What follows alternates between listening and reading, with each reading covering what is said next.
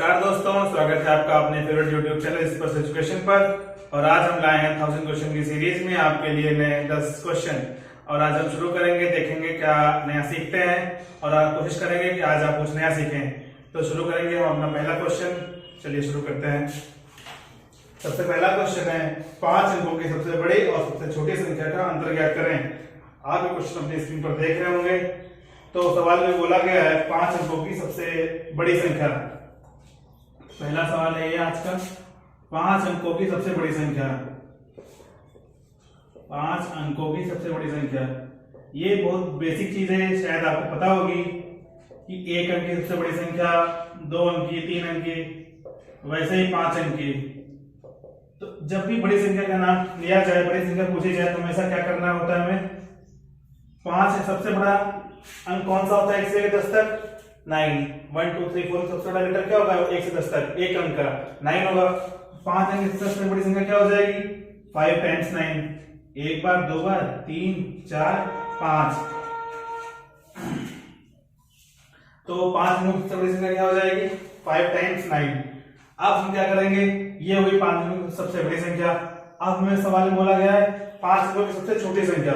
5 अंकों की सबसे छोटी संख्या क्या होगी? तो हमें 5 अंकों की सबसे छोटी संख्या 10,000 होती है। 1 4 0। ये देखिए इसमें कितने अंक हैं? 1 2 3 4। तो ये 5 अंकों की सबसे छोटी संख्या हो गई। अब हमें सवाल में क्या बोला गया है? इसका अंतर ज्ञात करें। अंतर का मतलब आपको पता होगा, ये सब बहुत छोटे से शब्द है। अंतर और योग, ये बहुत लोगों को जो शुरुआत करते हैं गणित की, उन्हें नहीं पता होता किसी किसी लोगों को। तो हम योग को बोलते हैं जोड़ना है, एडिशन, और अंतर को बोलते हैं सब्ट्रैक्शन, घटाना। तो अंतर बोला गया है, तो यहाँ पर हम यहाँ पर लगा देंगे माइनस का साइन, और ये 9 घटा दिया, 9 में 0 गया 9, 9 में 0 गया 9, 9 9 में 1 गया, बचा 8। तो ये आ गया हमारा आंसर 89,999। ये हमारे सवाल का आंसर हो जाएगा।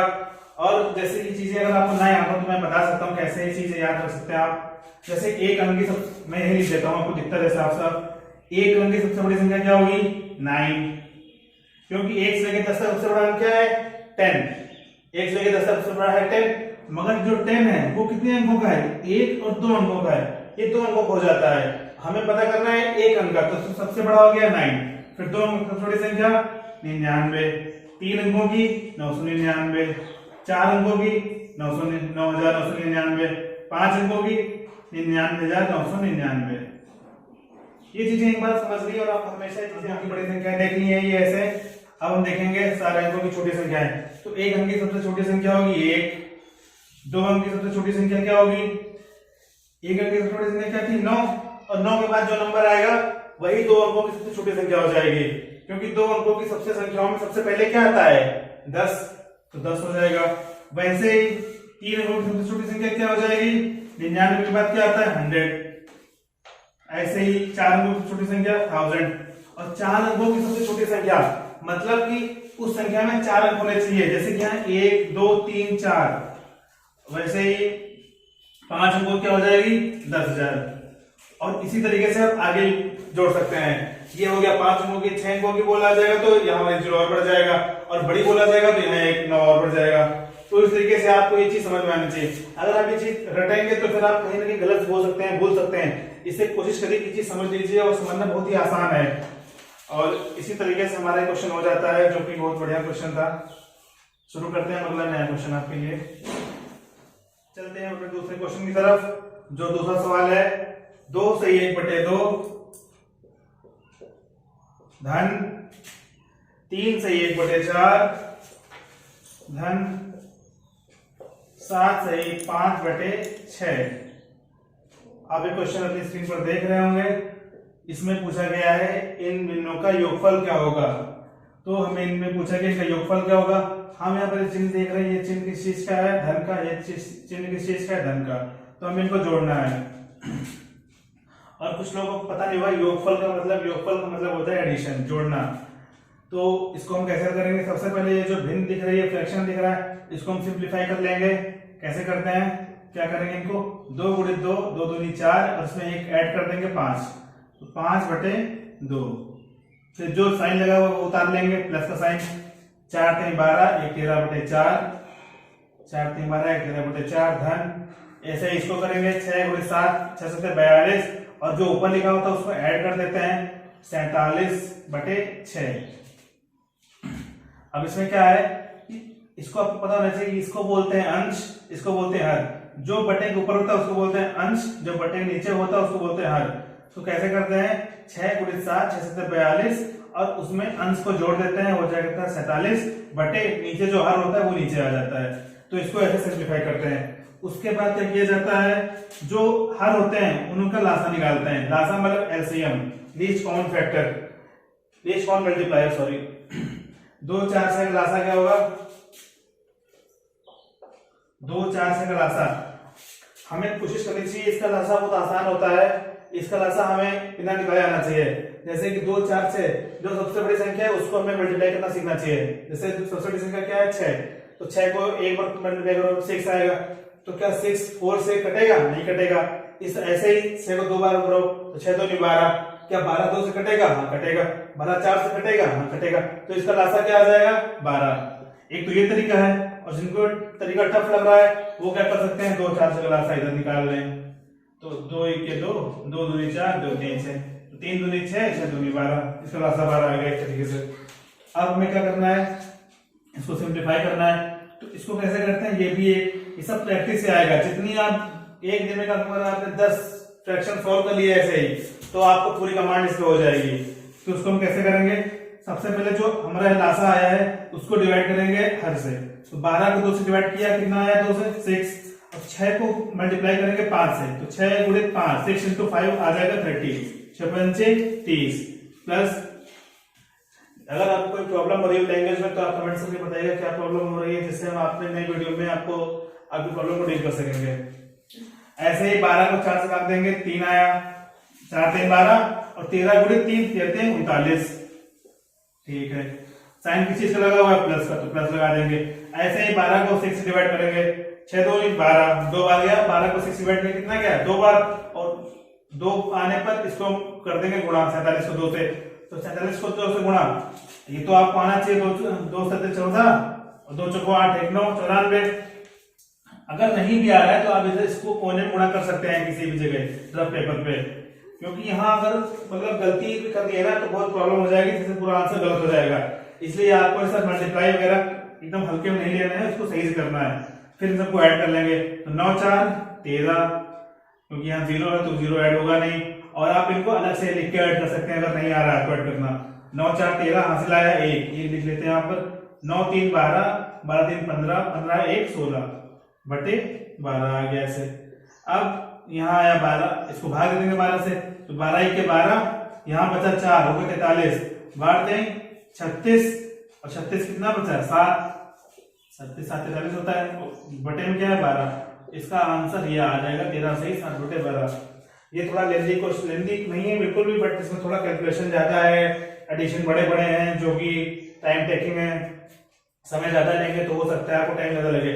मगर ऐसे सवाल आपको परीक्षा में देखने को मिलेंगे, क्योंकि ये सवाल काफी अच्छे हैं और ऐसे इतने आसान क्वेश्चन नहीं आने की पेपर में, एकदम आसान सा क्वेश्चन आते हैं, छोटी छोटी फ्रैक्शन और छोटी छोटी भिन्न, इसलिए आपको ऐसे बड़े बड़े क्वेश्चन ट्राई करने चाहिए। लेकिन ये एक तरीका है, ये बहुत ही नॉर्मल तरीका जो सबको आता है। मैं आपको एक ऐसा तरीका दिखाऊंगा जिससे ये क्वेश्चन थोड़ा और आसान हो सकता है। तो हम देखते हैं अपने दूसरे तरीके की ओर। तो मैं इसको रब करता हूँ और आपको दोबारा सॉल्व करके दिखाता हूँ कैसे सॉल्व कर सकते हैं इसको। तो हम देखते हैं दूसरा तरीका क्या हो सकता है। तो इसमें हमें क्या करना होता है, जो बड़े नंबर्स हैं, जो ये नंबर्स हैं, इनको हम अलग कर लेंगे। इनको हम पहले ही अलग कर लेंगे, तो क्या हो जाएगा, यहाँ साइन किस चीज का लगाया, प्लस का। जब प्लस का साइन लगाया तो 3 में 2 ऐड किया, कितना आएगा 5। और फिर यहाँ पर प्लस का साइन लगाया तो इन दोनों को ऐड करने पे आ रहा 5 और 7 में 5 ऐड करते कितना आ गया 12। 12 हम अलग लिख लेंगे। अब बची फ्रैक्शन ये सब है, इनको हम अलग लिख लेंगे। तो यहाँ क्या बचा है, 1/2 प्लस 1/4 प्लस 5/6। तो इनका एलसीएम पहले निकाल चुके हैं और निकालना आता है हमें 12। अब 12 को 2 से भाग देंगे, आएगा 6, 6 को 1 से गुणा करेंगे, आ जाएगा 6। ऐसे ही 12 को 4 से भाग देंगे, आएगा 3, 3 को 1 से गुणा करेंगे, आएगा 3।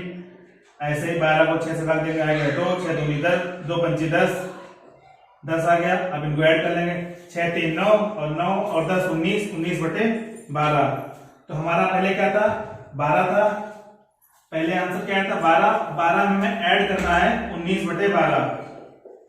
बस 19/12 कैसे ऐड कर सकते हैं हम इसको, ये सब चीजें जिन्हें बहुत अच्छी आती है ये सब क्वेश्चन वही समझ सकते हैं।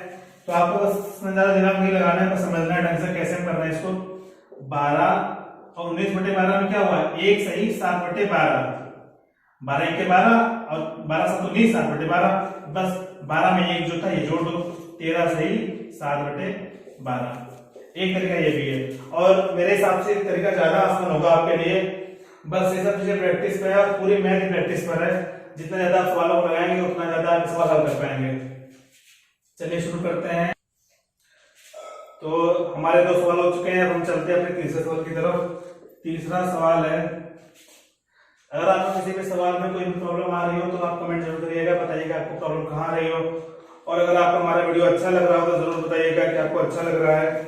ऐसे ही हमारा तीसरा सवाल है, 2.05 प्लस 1.01 गुणित 2.99 का निकटतम कौन सा है। निकटतम मतलब इस चीज को सॉल्व करने के बाद इसके पास की वैल्यू कौन सी आती है। तो इसको सब कैसे करेंगे, इसमें आपको हर एक संख्या को पूरा पूरा नहीं लेना है। अगर पूरा पूरा लेंगे तो आप निकटतम निकाल ही नहीं पाएंगे, क्योंकि बहुत बड़ा क्वेश्चन हो सकता है वो। इसके लिए 2.99 किसके पास है, 2.99 किसके पास होता है, ये 3 के पास है। इसको लिख लेते हैं 3, और यहाँ चिन्ह किसका लगा है, इंटू का। तो सबसे पहले हम किसे हल करेंगे, इसी को करेंगे। हमें पता है BODMAS का रूल,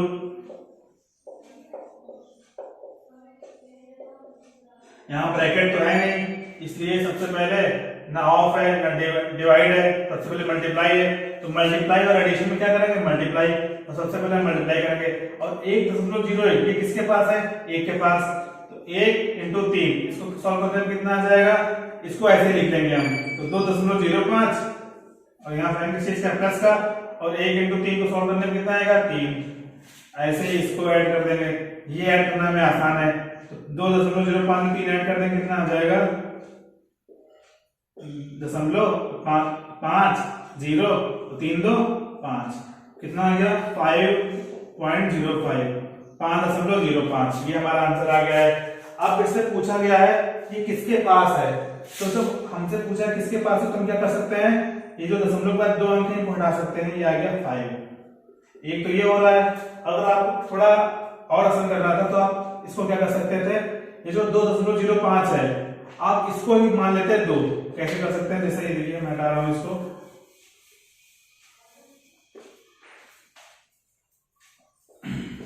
2.05 है, इसको हम क्या कर सकते हैं, मान लेते हैं 2, क्योंकि हमें सबके निकटतम लेना है। ये किसके निकटतम है, 2 के। 2 धन 3, बस ये किसके आ जाता है आंसर, 3 2 3 जोड़ने पर 5, एक तो ये आ गया। तो कैसे भी करना है आंसर सेम ही आना है। मतलब आपको हर वैल्यू देखनी कौन सी किसके पास है, जो वैल्यू जिसके पास है हमें पूरी होल वैल्यू लेनी, पूरी वैल्यू लेनी है, जिससे हमारा कैलकुलेशन बहुत ही आसान हो जाएगा। तो इससे हमारा आंसर निकल आता है 5।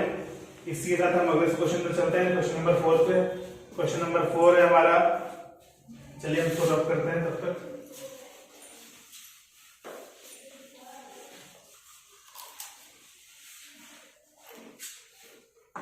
क्वेश्चन नंबर 4 है 420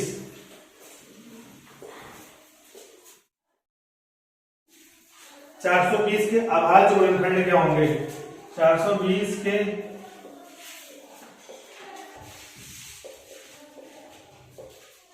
अभाज्य गुणनखंड क्या होंगे। ये क्वेश्चन बहुत ही ज्यादा पूछा जाता है, मैंने देखा है। ये प्रीवियस ईयर में देखिएगा आप, ऐसे क्वेश्चन आपको काफी मिलेंगे। तो हम करते हैं इसको कैसे करेंगे, सबसे पहले जिसके निकालने हैं उसको ऐसे लिखते हैं, और फिर इनके जैसे हम एलसीएम निकालते हैं वैसे इसको हल करना है। तो कैसे करेंगे, सबसे पहले देखते हैं किससे डिवाइड होगा। तो इस आपको पता होगा कि 2 से कटने का नियम, 3 से कटने का नियम। तो इसके लास्ट में 0 है तो मतलब कि 2 से डिवाइड होगा। इसको 2 से डिवाइड करते हैं, 2 दूनी 4, 2 1 2 और 0 इसलिए 0 आ जाएगा।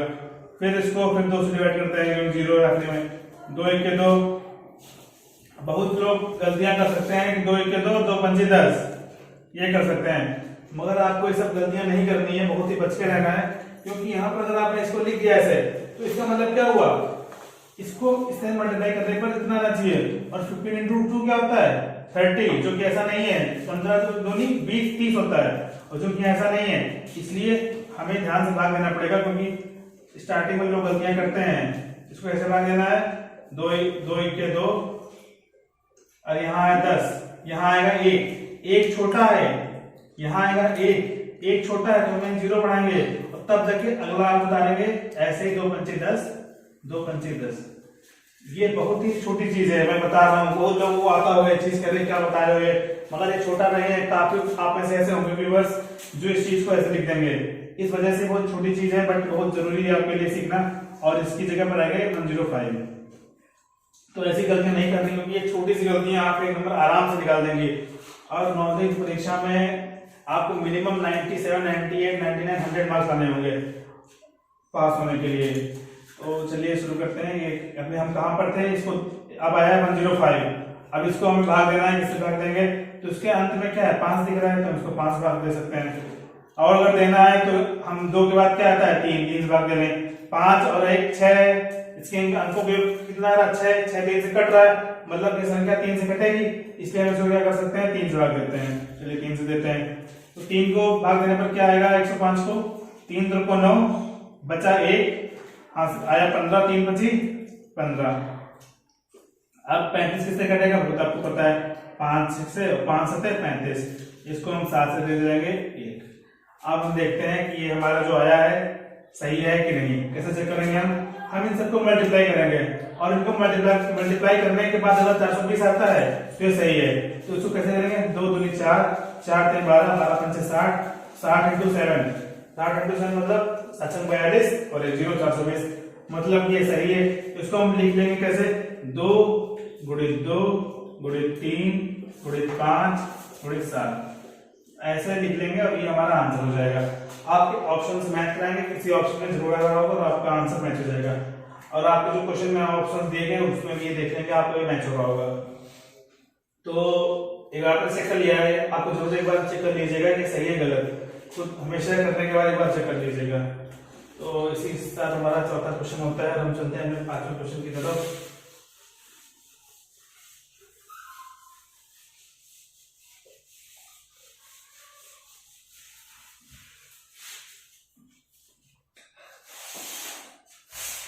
तो हम 4 क्वेश्चन कर चुके हैं, अब हमारा क्वेश्चन है 5वां, और 5वां क्वेश्चन है 2 संख्याओं का लासा और मासा क्रमशः 960 और 16 है। लासा और मासा 960 और 16 है। यदि एक संख्या 20 हो तो दूसरी संख्या क्या होगी। यदि एक संख्या 20 हो तो दूसरी संख्या क्या होगी। तो हमें क्या निकालना है सवाल में, दूसरी संख्या बराबर, दूसरी संख्या निकालनी है। 2 संख्याएं में दी हुई है, एक संख्या में पता है 20, दूसरी संख्या नहीं पता है, और हमें इन संख्याओं का लासा और मासा दिया हुआ है। तो इसका एक सूत्र होता है जो आपको पता होना चाहिए, दूसरी संख्या बराबर लासा गुणित मासा बटे दी हुई संख्या। ये लासा दिया हुआ था और ये मासा दिया हुआ था। तो लासा 960 है, मासा 16 है, और एक संख्या जो दी हुई है वो क्या है 20। बस इसको हल कर लेंगे, हमारा आंसर आ जाएगा। तो 1 0 1 8 1 0 1 8, 2 1 2 2 8 16, 96 को 8 से गुणा कर देंगे, हमारा उत्तर आ जाएगा। तो 8 को 6 से गुणा करेंगे 8 48, हासिल आया 4, 8 9 72, 4 76, 768 संख्या आ जाएगी दूसरी वाली। एक संख्या 20 है, दूसरी संख्या 768 है, यही मैं निकालना था, ये हमारा आंसर हो जाता है। सूत्र अगर आपको ना पता हो तो मैं लिख देता हूं सूत्र आपकी सुविधा के लिए। सूत्र में इधर लिख देता हूं, आपको दिख रहा होगा ये, दूसरी संख्या बराबर, जो भी मैं सूत्र इसमें लिखता रहता हूं आप कोशिश करिए वो सब सूत्र आप अपनी नोटबुक में लिखते रहें, जिससे कि आप अगर एक सवाल लगाएंगे वीडियो देखेंगे तो वीडियो देखने से पहले आप सूत्र एक बार रिवाइज कर लें, जिससे कि आप जब सवाल लगाएं फिर सब बिना देखे लगा सके आप, बिना सूत्र देखे। तो दूसरी संख्या बराबर लासा गुणित मासा बटे दी हुई संख्या। ये सूत्र है, इसी का हमने यूज किया है, जिससे क्या आया है लासा में 960 लिखा हुआ था, मासा 16 लिखा हुआ था और बटे में लिखा हुआ था 20, जो दी हुई संख्या थी। और ऐसा करने से हमारी जो दूसरी संख्या है वो आ जाती है। तो इस तरीके से हमें लग रहा है कि आपको सवाल समझ में आया होगा। और ये सब सूत्र, काफी सूत्र हैं, आप कोशिश करिए कि धीरे धीरे सूत्र को समझते हुए सूत्र याद करिए। हर सूत्र का मतलब क्या है, सूत्र कैसे यूज करना है, वो सब आपको देखना पड़ेगा। और हमारे 5 सवाल हो चुके हैं, इसके साथ हम करते हैं अगला सवाल, छठा नंबर सवाल। छठा नंबर सवाल देखते हैं क्या है। 25 कलमों का मूल्य 75 रुपए है, तो 4 कलमों के लिए कितनी कीमत देनी पड़ेगी। एक एक नियम का सवाल, जो कि एक एक नियम बहुत ही ज्यादा मायने रखता है आपके इस गणित में। हर आपको प्रश्नावली में कहीं ना कहीं यूज मिल जाएगा। तो क्या है ये 25 कलम, कलम मतलब पेन होता है। 25 कलमों का मूल्य कितना दिया हुआ है, 25 कलमों का मूल्य। मूल्य का मतलब क्या होता है ये आपको नहीं पता होता कभी कभी बच्चों को। तो मूल्य का मतलब होता है कीमत। जैसे आप दुकान में जाते हैं सामान लेने, तो आपको कितने रुपए देने पड़ते हैं किसी चीज के लिए। जैसे आपको पता होगा एक पार्ले जी का पैकेट 5 रुपए का आता है, तो उस पार्ले जी के पैकेट का मूल्य क्या हुआ 5 रुपए, उसकी कीमत क्या हुई 5 रुपए। मुझे यही एग्जांपल समझ में आया। और कुछ आप दोस्त देख सकते हैं, जैसे पेन का मूल्य क्या होता है 10 रुपए, तो पेन की कीमत वैसे ही 25 कलमों का मूल्य 75 रुपए है। तो 25 कलमों का मूल्य 75 रुपए है, तो 4 कलमों के लिए कितनी कीमत देनी पड़ेगी। तो जब तुमने 25 कलम खरीदी 75 रुपए की, तो 4 कलम कितने खरीदोगे। 4 कलमों का के नीचे कर देंगे तो जो ऊपर लिखा होता है वही नीचे आ जाता है, का मूल्य बराबर। अब यहाँ पर हमें सवाल लगाएंगे चूंकि से, इसीलिए यहाँ पर हम लिख लगा देते हैं चूंकि 25 कलमों का मूल्य 75 रुपए, इसलिए 4 कलमों का मूल्य। इसको कैसे लिखते हैं, जो संख्या यहाँ लिखी होती है उसको यहाँ लिखेंगे, फिर इसके डायरेक्शनल में ये जो संख्या लिखी हुई है इसको ऊपर ही लिखेंगे इसके सामने, और बटे में जो संख्या यहाँ लिखी होती है वो बटे में आ जाती है। ऐसे ही 25 के 25, 25 से 75, कितना आ जाएगा 4 3 12 रुपए। ये आ गया हमारा जो हमें पूछा गया था, 4 कलमों का मूल्य 12 रुपए। अब इसमें एक बहुत ही मतलब आसान चीज है, बहुत कठिन नहीं है, लेकिन कुछ ना कुछ समझ नहीं आती है क्या यहाँ पर क्या आएगा और यहाँ पर क्या आएगा। क्योंकि हमेशा ही सवाल ऐसा नहीं है कि आपको मूल्य पूछेगा, कभी कभी सवाल क्या हो सकता है, जैसे ही आप सवाल देखेगा, आपकी स्क्रीन पर सवाल दिख रहा होगा, इसमें बोला है 25 कलमों का मूल्य 75 रुपए है, तो 4 कलमों के लिए कितनी कीमत देनी पड़ेगी। उसकी जगह सवाल क्या हो सकता था, 25 कलमों का मूल्य 75 रुपए है, ये लाइन नहीं होती, 25 कलमों का मूल्य 75 रुपए है, तो 12 रुपए में कितने कलम मिलेंगे, एक सवाल ये भी हो सकता था। इस सवाल में हमें क्या करना पड़ सकता था, अगर आप ऐसे लिखते क्योंकि 25 कलमों का मूल्य 75 रुपए है, इसलिए 12 रुपए में कितने कलम मिलेंगे, आप गलत कर देते सवाल, इसलिए वैसे नहीं करना था हमें। तो एक चीज हमेशा याद रखिएगा आप इस चीज में, जो चीज पूछी जाती है सवाल में, हमेशा जो चीज पूछी जाती है वो हमेशा बाद में आती है। ये बहुत ही छोटा सा नियम है, बहुत ही अच्छा नियम है, मतलब समझने के लिए, लिखने के लिए और समझ सीखने के लिए। कि हमें जैसे इस सवाल पूछा गया था मूल्य, 4 कलमों का मूल्य, तो जो चीज पूछी थी वो हमेशा बाद में आएगी। तो यहाँ पूछा गया 25 कलमों का मूल्य, तो मूल्य वाली संख्या बाद में आएगी। तो हमें पहले पता क्या था कलम, तो चूंकि 25 कलमों का मूल्य 75 रुपए से 4 कलमों का मूल्य। मगर हमने जो दूसरा सवाल बताया है उसमें क्या है कि हमें क्या निकालना है, कितनी कलम आएंगी, हमें रुपए पता है। हमने पूछा है इस 25 कलमों का मूल्य 75 रुपए है, इसलिए 12 रुपए में कितनी कलमें आएंगी। इसलिए हम क्या करेंगे, तो हमसे पूछा गया कलम पूछा गया है, तो हम कलम जो पूछा गया है वो बाद में आएगा और मूल्य पहले आएगा। इसलिए हम कैसे सवाल करेंगे, ये वाला, ये है दूसरा सवाल जो मैं बताया हूं आपको, उसके लिए है चूंकि 75 रुपए में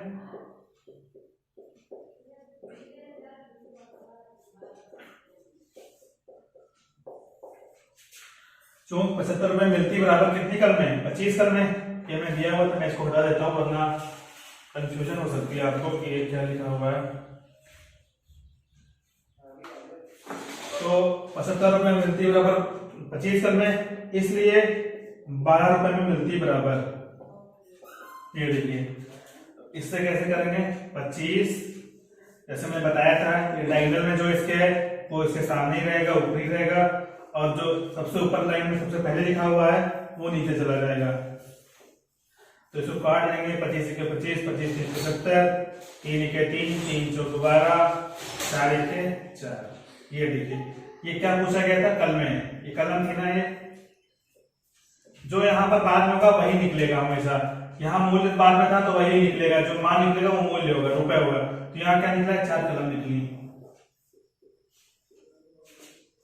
तो देख सकते हैं हमने जो आपको बताया था, जो चीज पूछी जाए वो हमेशा बाद में आनी है। यहाँ कलम पूछा गया तो कलम बाद में है, यहाँ मूल्य पूछा गया तो मूल्य बाद में आना है। तो इस तरीके से आप इस सवाल को कर सकते हैं। अगर आपको इसमें एक और चीज सीखनी है, ये थोड़ा ये एक तरीका ऐसे है, दूसरा इसमें क्या कर सकते हैं थोड़ा और आसान। तो इसके मैं क्या कर सकता हूँ, एक और तरीका क्या हो सकता है आसान जो हो सकता है जिससे सवाल है। तो हमें बताया गया है 25 कलमों का मूल्य 75 रुपए है। जब 25 कलमों का मूल्य 75 रुपए है तो एक कलम का मूल्य कितना होगा, इसलिए एक कलम का मूल्य ये लिखना है या नहीं लिखना है वो आपके ऊपर है, कुछ लोगों को ये आता होगा। तो हमने लिखा था जो 25 कलमों का मूल्य 75 रुपए, इसलिए एक कलम का मूल्य। तो हम एक कलम का मूल्य निकाल लेंगे, क्या आएगा ये 75 गुणित 1/25। तो ये कितना आ जाएगा, 25 का 25, 25 में 75, ये आ गया 3 रुपए। तो ये आपको बिना लिखे भी आ सकता है कुछ लोगों को, क्योंकि 25 कलम 75 रुपए की, तो एक कलम कितने की हो जाएगी, तो 75 को 25 से भाग के देंगे तो 3 रुपए की हो जाएगी। अगर 3 रुपए की एक कलम होगी तो हमें पूछेगा क्या, 4 कलम, तो एक कलम 3 रुपए की, तो 4 कलम कितने की हो जाएगी, 4 से गुणा कर देंगे 12 रुपए की। तो ऐसे भी कर सकते हैं सवाल को, लेकिन सिस्टमेटिक तरीका जो मैं पहले बताया था वो एकदम सिंपल तरीका और आसान तरीका है। जिनको अच्छा मतलब काफी टाइम हो गया है सवाल करते करते, वो डायरेक्टली ऐसे कर सकते हैं, उन्हें बिना पेन उठाए कर सकते हैं सवाल।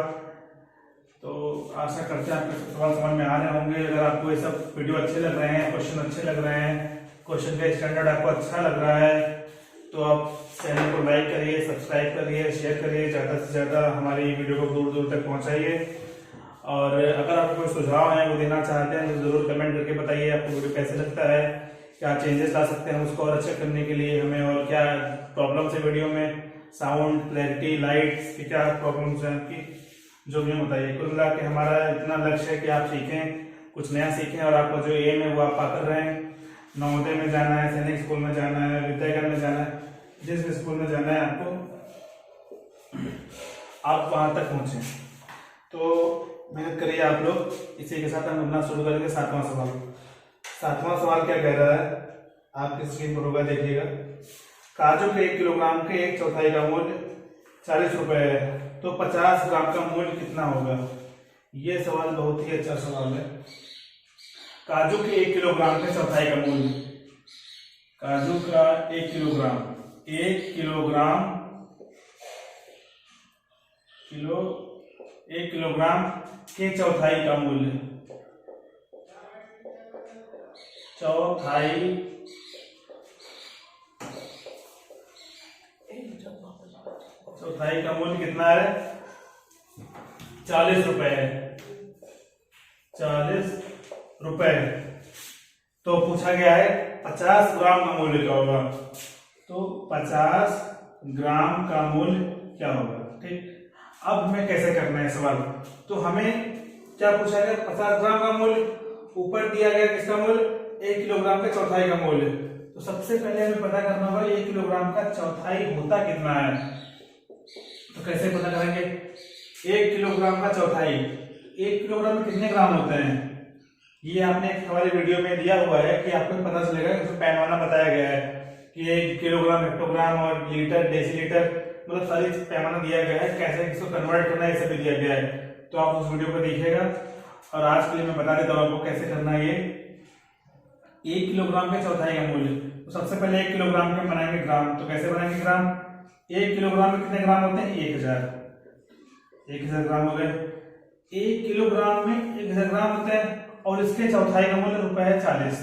तो इसका एक चौथाई कितना होगा? इसको चौथाई का मतलब होता है 1/4, 1/3 का मतलब होता है 1/3 और आधा का मतलब होता है 1/2। तो इसके 1/4 भाग का मान कितना हो जाएगा? काट के देख लीजिए। 4 के 4, 4 दूनी 8, बचे 2 गए 20, 4 बचे 20, फिर 0 आ गया।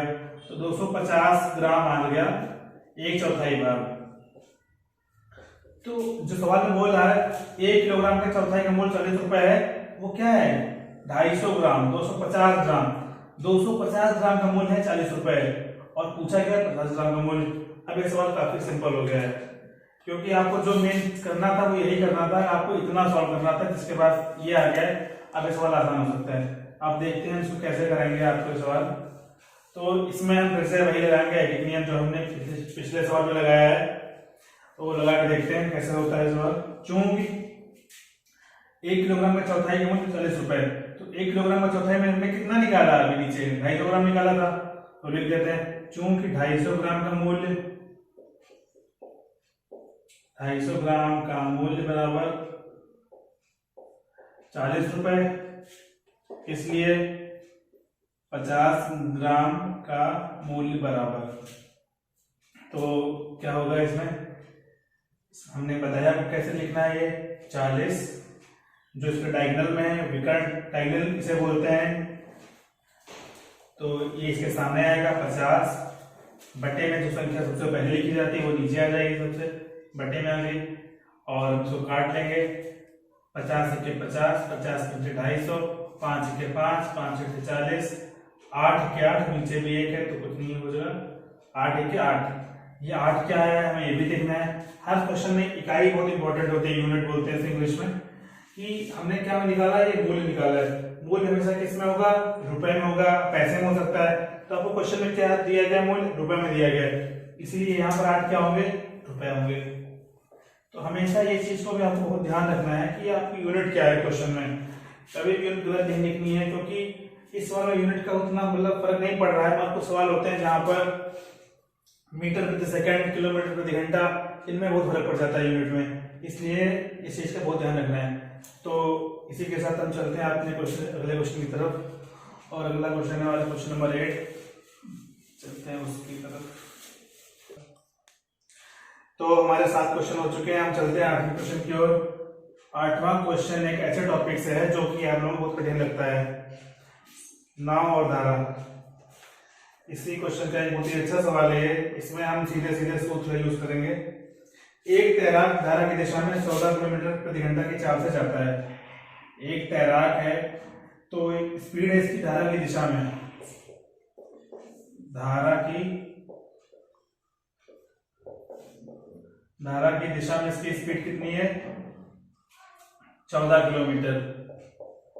ये km मतलब है किलोमीटर, और धारा की विपरीत दिशा में इसकी स्पीड है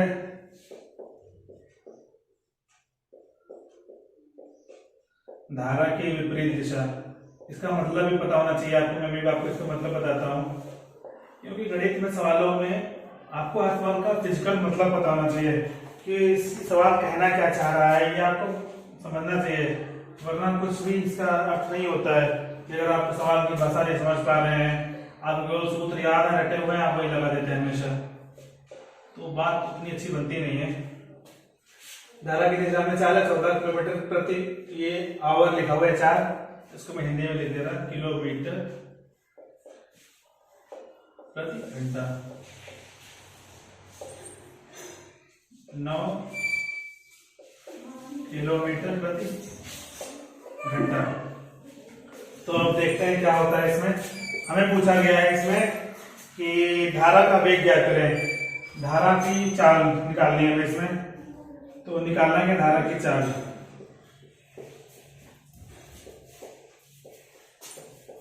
इसमें इस क्वेश्चन में हमारे पास 2 चालें हैं, वो आपको पता होना चाहिए। सबसे पहले कौन कौन सी 2 चालें हैं? एक धारा की चाल है और एक दूसरा आदमी कौन इसमें है? तैराक। जो तैराक है उसकी भी चाल है, क्योंकि तैराक भी अपनी कुछ ताकत से तैर रहा होगा, इसलिए उसकी भी चाल रहती है तैराक की चाल। हमें पूछी किसी के लिए? धारा की चाल। हम पहले तो इसको निकालेंगे, उससे पहले हम क्या करेंगे, इसमें मतलब समझेंगे बोला क्या गया है। एक तैराक की धारा की दिशा में चाल है और तैराक की धारा की विपरीत दिशा में चाल है। आपको पता होगा जब नहर आती है, कोई भी पानी बहता है तो एक डायरेक्शन में बहता है, एक दिशा में बहता है, और अगर उसी दिशा में हमें कोई भी आप एक चीज छोड़ दीजिए, अगर उस चीज को छोड़ते तो वो उसी की तरफ जाएगी जिस तरफ पानी बह रहा है। तो जिससे जैसे आपने एक पेपर डाला, क्या पेपर की स्पीड है? नहीं, पेपर को तो आपने ऐसे डाल दिया, पेपर बस पानी की स्पीड से बह रहा है क्योंकि उसमें एक पानी की स्पीड आ गई।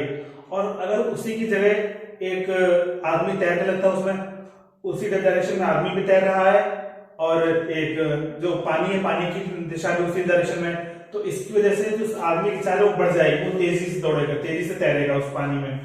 और इसी की उल्टा क्या हो सकता है कि विपरीत माने होता है उल्टा, अपोजिट डायरेक्शन में पानी का बहाव इस तरफ है और आदमी इस तरफ तैर रहा है, तो आदमी की स्पीड भले ही तेज है मगर पानी का बहाव इस तरफ होने की वजह से वो इसकी स्पीड को धीमे कर देगा। इसकी वजह से जो आदमी है वो धीरे धीरे तैरेगा, इसीलिए ये चाल हमेशा क्या हो गई, यहाँ पर कम हो गई है। तो धारा की दिशा में चाल कितनी हो गई, 14 किलोमीटर, और विपरीत दिशा में क्या हो गई, 9 किलोमीटर। इसीलिए कम क्यों हुई, क्योंकि विपरीत दिशा में है। तो हमें निकालना क्या है, धारा की चाल निकालनी है। धारा की चाल हमें कितनी है, तो कैसे निकालते हैं, इसका सूत्र होता है दोनों चालों को घटा दो और 2 से भाग दे दो। इसका सूत्र क्या होता है, धारा की चाल बराबर धारा की दिशा में चाल माइनस धारा की विपरीत दिशा में चाल, क्या दी हुई है 9/2। तो 14 में से 9 घटाया आया 5, 5/2, और 5/2 मतलब क्या हुआ 2.5। यूनिट बहुत इंपॉर्टेंट है, पहले ही बता चुका हूं, 2.5 किलोमीटर प्रति घंटा। एक तो ये आ गया है, ये किसकी चाल आई है, आपकी धारा की दिशा में, धारा की चाल आई, धारा की चाल, ये पूछा गया था। और अगर पूछा गया था, यहाँ नहीं पूछा गया, तो मैं फिर भी बता रहा हूं आपको, क्योंकि हम यहाँ कोई क्वेश्चन हल करने नहीं आए, हमको कुछ ना कुछ नया सीखने आए हैं आज के लिए। तो अगर इस क्वेश्चन पूछता तैराक की चाल कैसे निकालेंगे इस क्वेश्चन में, तो धारा की चाल निकालने का सूत्र होता है कि धारा की दिशा में 9 की चाल प्लस यहाँ माइनस धारा की विपरीत दिशा में तैराक की चाल बटे 2। और अगर तैराक की चाल पूछता तो हम दोनों को ऐड कर देंगे, फिर बटे 2 करेंगे। तो धारा की दिशा में चाल कितनी है 14, प्लस कर देंगे धारा की विपरीत दिशा में चाल कितनी है 9/2, तो ये कितना आ गया 23/2। ये किसकी चाल आ गई, किलोमीटर प्रति घंटा। ये किसकी चाल है, तैराक की चाल। अब इसको आप समझ सकते हैं, मैं आपको दिखा सकता हूं कि ये सही है गलत कैसे दिखता है। तैराक की चाल कितनी दिख रही है आपको, 23/2 किलोमीटर प्रति घंटा। तो मैंने क्या कहा, जब तैराक और धारा एक दिशा में होंगे तो उनकी चाल क्या होगी, और तैराक और धारा विपरीत दिशा में होंगे तो उनकी चाल क्या होगी।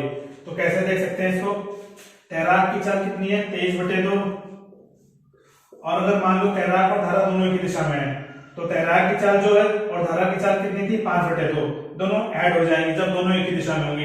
तो 23/2 5/2 कितना आ जाएगा, 23 5 28/2, 28/2 मतलब क्या हो गया 14 किलोमीटर प्रति घंटा। कब आ जाएगी, ये देखिए, ये हमने निकाली, क्वेश्चन में दी हुई है हमें पहले से ही। जब ये तैराक की चाल और धारा की चाल दोनों एक ही दिशा में जाएंगे तब इनकी चाल आ जाएगी 14 किलोमीटर। इनको ऐड करने पर देखिए वही आ रहा है जो क्वेश्चन में दिया गया है, मतलब कि हमने जो निकाला वो एकदम सही है। और अगर हमें विपरीत दिशा में निकाला है तो हमने बताया आपको कि तैराक की चाल जो होगी ये तो 23/2 है, मगर तैराक ऐसे जा रहा है और धारा की चाल ऐसे है, उल्टी है, तो फिर इन दोनों की चालें आपस में घट जाएंगी, इसीलिए हमने इसमें घटाने का चीज लगाया था। तो हम इसको घटा देंगे तो 23/2 माइनस 5/2, ये आ जाएगा 23 में 5 गया कितना आ जाएगा 18/2। 18/2 के बाद 18/2 का मान क्या आ जाएगा 9, और 9 आ जाएगी तैराक की चाल धारा की विपरीत दिशा में, ये भी कितना दिया हुआ है 9, जिससे हमें पता चलता है कि हमने जो निकाला है वो उसका सही उत्तर है। और आपको इसके सूत्र याद कर लेने चाहिए क्योंकि ये सूत्र बहुत काम के हैं। ये आपको सवाल ये थोड़ा कठिन सवाल था, मतलब जिसको सूत्र नहीं पता उसको वो सवाल नहीं कर पाता इतनी आसानी से, इसलिए आपको इसके सूत्र बहुत जल्दी याद करने चाहिए। और हमारा सवाल हो चुका है, और तो 8 क्वेश्चन हम कर चुके हैं। हम चलते हैं 9वें क्वेश्चन की तरफ, जो बहुत ही आसान सवाल है, और इतना आसान सवाल आपको 1 नंबर देके जाएगा एग्जाम में। यदि दूरी की इकाई किलोमीटर और समय की इकाई सेकंड हो तो चाल की इकाई निम्न में से क्या होगी? दूरी की इकाई क्या दी हुई है? दूरी की इकाई किलोमीटर में, किलोमीटर, और समय की इकाई क्या दी हुई है? सेकंड्स में, समय दिया हुआ है सेकंड्स में। तो हमें बताना है चाल की इकाई निम्न में से क्या होगी। तो हमें बताना है क्या? चाल की इकाई। चाल का सूत्र क्या होता है आपको पता होगा? दूरी बटे समय। तो चाल का सूत्र होता है दूरी बटे समय। दूरी की इकाई क्या दी हुई है? किलोमीटर। तो पहले लिख लेते हैं सूत्र क्या होता है, दूरी बटे समय। अब हम लिख लेते हैं इसकी जगह दूरी की इकाई क्या दी हुई है? किलोमीटर। किलोमीटर बटे के नीचे क्या लिखा हुआ? समय। समय की इकाई क्या दी हुई? सेकंड्स। बस इसकी इकाई हो जाएगी ये। अब इसको हम कैसे लिखते हैं? जब भी ये ऐसा है इसको क्या लिखेंगे? इसको लिखेंगे किलोमीटर, ये बटे को आ जाता है, बटे आ जाता है ऐसे प्रति सेकंड, बटे को बोलेंगे प्रति सेकंड। ये आपका आंसर हो जाएगा। और ये कौन सा ऑप्शन हमारा मैच कर रहा है इससे? ये हमारा तीसरा ऑप्शन मैच कर रहा है। तो ये एकदम फॉर्मूला बेस्ड क्वेश्चन था जो सूत्र पे आधारित है पूरा। दूरी की इकाई दी हुई थी किलोमीटर, समय की इकाई दी हुई थी सेकंड, तो चाल की इकाई पूछी गई थी। चाल का सूत्र होता है दूरी बटे समय। तो दूरी बटे समय होता है सूत्र, और दूरी की इकाई क्या दी हुई थी क्वेश्चन में? किलोमीटर, समय की इकाई दी हुई थी सेकंड। तो हमारा आंसर ये हो जाता है। ऑप्शन में ऐसा नहीं दिख रहा है, और ऑप्शन में कैसा दिख रहा है? किलोमीटर। और जो बटे होता है इसको हमेशा ऐसे बोलते हैं प्रति सेकंड, यूनिट के में, इकाई में। तो ये क्वेश्चन हमारा हो जाता है। और इसके बाद हम करेंगे अपना 10वां क्वेश्चन। और हमारे 10 क्वेश्चन है आज के लिए। आप सीखने होंगे आज बहुत कुछ, आपको नया सीखना होगा आज। 10वां क्वेश्चन करते हैं अपना। 10वां क्वेश्चन भी आपका ये है रेलगाड़ी की आधारित। आपको पढ़ा रहा होगा, देखिए 600 मीटर एक रेलगाड़ी एक पुल को 81 किलोमीटर प्रति घंटा की चाल से चलती हुई 36 सेकंड में पार कर जाती है, तो उस पुल की लंबाई क्या होगी? रेलगाड़ी की लंबाई क्या है? रेलगाड़ी की लंबाई,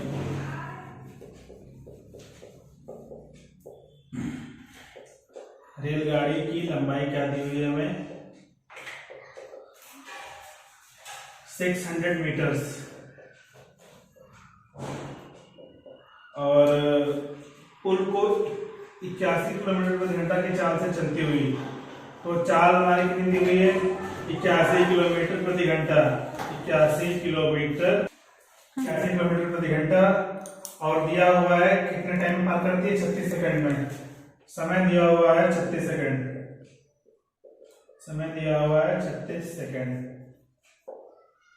तो हमें निकालना है इस क्वेश्चन में पुल की लंबाई क्या होगी, क्योंकि रेलगाड़ी जो पुल को पार कर रही है कितनी देर में? 36 सेकंड में, और उसकी चाल क्या है? 81 किलोमीटर प्रति घंटा। तो हमें निकालना है कि पुल की लंबाई। तो इसको कैसे निकालेंगे?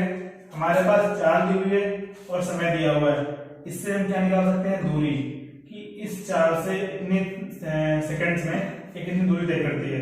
तो दूरी का सूत्र क्या होगा? दूरी का सूत्र होता है समय गुणे चाल। समय दिया हुआ सेकंड में, चाल दी हुई है किलोमीटर प्रति घंटा में। तो हमेशा यूनिट जो होगी वो हमेशा सेम करनी होगी। जैसे ये घंटे में है टाइम, और यहाँ टाइम सेकंड्स में है, तो या तो हम इसको घंटे में कर लें या तो इसको सेकंड में कर लें।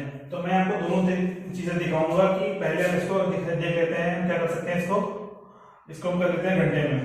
तो क्या करेंगे? दूरी बराबर समय गुणे चाल। समय 36 क्या है? सेकंड। तो सेकंड के घंटे में लेकर क्या करेंगे? 3600 से डिवाइड, 3600 से भाग दे दिया, तो ये हो गया 36 बटे 3600, ये आ जाएगा घंटे में। गुणे समय का सूत्र, दूरी सूत्र क्या होता है? समय गुणे चाल। मैं सूत्र लिख दे रहा आपके लिए कि कहीं भी कंफ्यूजन कोई भी ना होने पाए। दूरी बराबर समय गुणे चाल। तो समय ये आ गया, चाल कितनी दी हुई है? घंटे में दी हुई है, तो इसको हमने ऐसे कर दिया। 36 के 36, तो 81 ये आ गया 81 बटे 100। ये क्या है? दूरी आई। मगर दूरी किस में है? क्योंकि हमने किलोमीटर यहाँ लिया हुआ है, तो दूरी किस में? किलोमीटर में। तो किलोमीटर में ये। अब किलोमीटर को हम बना सकते हैं किसमें, मीटर में। तो किलोमीटर को मीटर बनाने के लिए हम क्या करेंगे, 81/100 को किससे गुणा करेंगे, 1000 से। 1000 से गुणा कर दिया हमने, तो 81/100 1000। अब इसको गुणा करने पर हम क्या कैसे करेंगे, 2 जीरो काट दे, 2 जीरो काट दिए, ये कितना आ गया 810 मीटर। ये आ गई टोटल लंबाई। टोटल लंबाई का मतलब क्या हुआ कि इसमें हमारी रेलगाड़ी की लंबाई भी ऐड है और पुल की लंबाई भी ऐड है। जैसे आपको मैं एग्जांपल दिखा दे रहा हूँ डायग्राम के जरिए। ये पुल है और ये रेलगाड़ी है, तो इसमें कैसे करेंगे, रेलगाड़ी की लंबाई में बता चुकी है 600 मीटर, और हमें ये पता है कि जब ये यहाँ से रेलगाड़ी ये है और रेलगाड़ी ने इसे पार करना यहाँ से स्टार्ट किया, ये स्टार्ट करते करते करते रेलगाड़ी का भी ये एंड यहाँ पर आया और एक एंड यहीं पर है, और जब रेलगाड़ी यहाँ निकल आएगी और रेलगाड़ी का इसको पार कर लेगी, तो यहाँ से यहाँ तक का टाइम कितना दिया हुआ है, 36 सेकंड। तो यही दूरी दी हुई है। टोटल कितनी आई हमारी, 810 मीटर। 810 मीटर हमारी पूरी दूरी है, और 600 मीटर की लंबाई किसकी है, रेलगाड़ी की। 810 पूरी लंबाई है और 600 मीटर लंबाई है किसकी, रेलगाड़ी की। तो हम इसमें घटा देंगे 600, तो ये आ जाएगा 10, 8 बचेगा 2, 210 मीटर। इधर लिख देते हैं, 210 मीटर लंबाई आई है, ये आई है लंबाई, पुल की लंबाई। तो एक तो तरीका ये है कि जिसमें मैंने टाइम को सेकंड्स को हमने किसमें किया, घंटे में। दूसरा तरीका हम क्या सिखा सकते हैं कि हम ये चाल को किलोमीटर प्रति घंटा, इसको बना देंगे मीटर प्रति सेकंड में। ये कैसे करते हैं इसको मैं दिखा रहा, तो इसके लिए मैं इसको हटा देता हूँ क्योंकि जगह नहीं है ज्यादा।